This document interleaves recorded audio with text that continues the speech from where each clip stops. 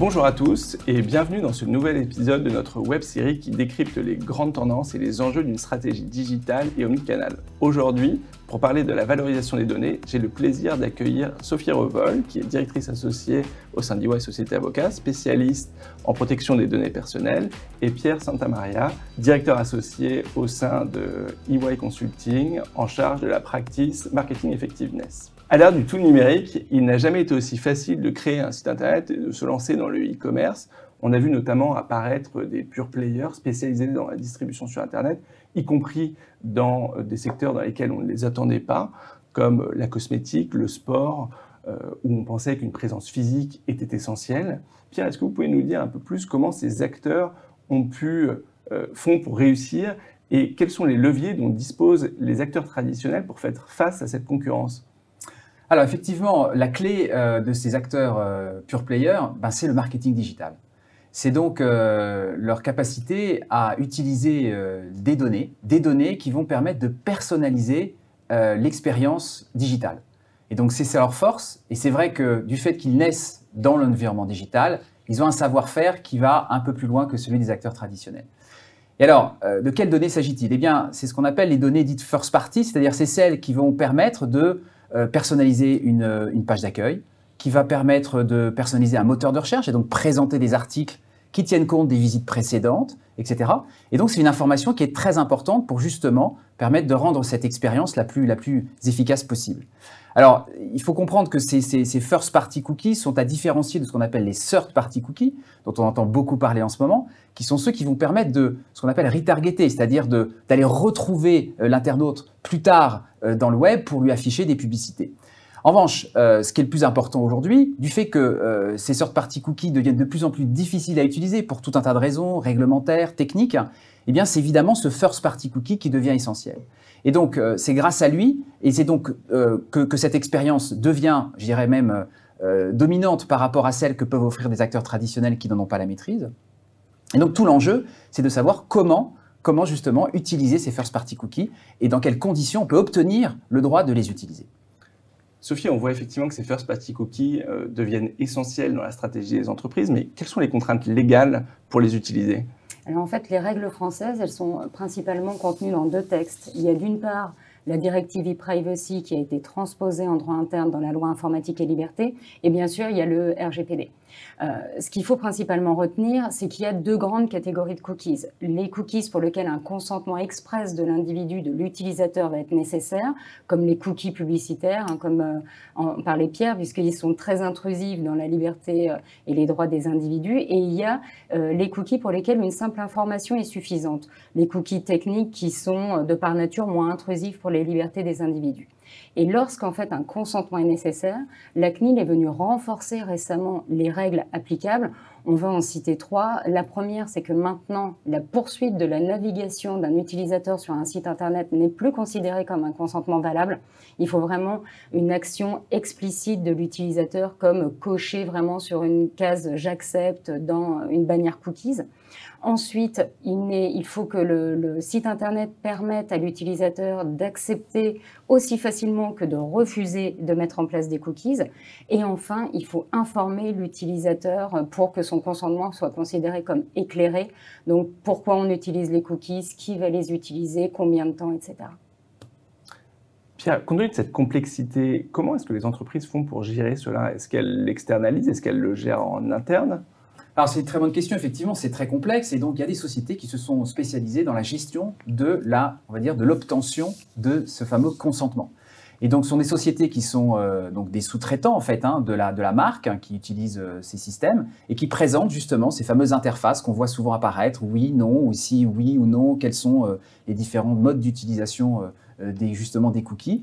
Et donc, ces sociétés, elles ont l'avantage de simplifier les choses parce qu'effectivement, ces interfaces doivent respecter des contraintes légales et donc elles s'occupent de faire tout ça, de respecter toutes ces contraintes pour la marque. Donc, ça les décharge de beaucoup de problèmes. Les sociétés qui fournissent ce genre de services, elles viennent de différents, je dirais, univers. Elles peuvent venir d'un univers où elles étaient auparavant des sociétés spécialisées dans, par exemple, la captation d'informations qui permet de voir combien de personnes sont arrivées sur des sites, par exemple. Ça peut être des gens aussi qui viennent du monde du CRM, qui géraient des bases de données et qui, du coup, avaient aussi cette compétence. Donc, je dirais un ensemble de sociétés d'origine assez variée qui se positionnent sur cette thématique de la captation et de la gestion du consentement. Alors du coup, ça pose une autre question, c'est-à-dire que est-ce que la marque pourrait certes être déchargée du problème technique, pour autant est-il déchargée de la responsabilité? Je crois que c'est ça toute la question. Exactement. Oui, donc effectivement, donc la marque, l'organisation qui va externaliser cette gestion reste responsable. D'un point de vue RGPD, on dit qu'il est le responsable de traitement. C'est lui qui décide d'utiliser ses cookies, pourquoi, comment, etc. Donc il reste responsable, il lui incombe de respecter les obligations légales, alors que le sous-traitant, le prestataire, lui, agit au nom et pour le compte de l'organisation. Il est le sous-traitant. Donc je dirais que l'utilisateur d'un site internet va toujours pouvoir aller rechercher la responsabilité de la marque, de l'organisation.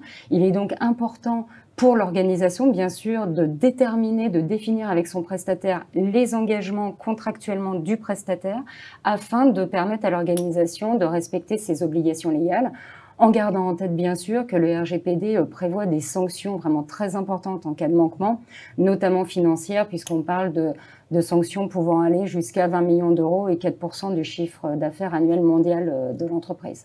D'accord, donc des sanctions qui sont effectivement très importantes. Et en pratique, vous pensez qu'il faut s'attendre à des contrôles plus importants et au prononcé de sanctions, véritablement? Oui, enfin, la CNIL l'a annoncé puisqu'elle a mis les cookies au sein de son programme annuel de contrôle. Donc, elle réalise actuellement des contrôles et notamment, elle a le pouvoir de réaliser des contrôles en ligne. C'est-à-dire qu'elle peut aller sur les sites internet pour faire les vérifications qu'elle a à faire. Il y a des sanctions qui ont été déjà prononcées par la CNIL. Ça peut concerner des géants de l'Internet, mais aussi des toutes petites et moyennes entreprises.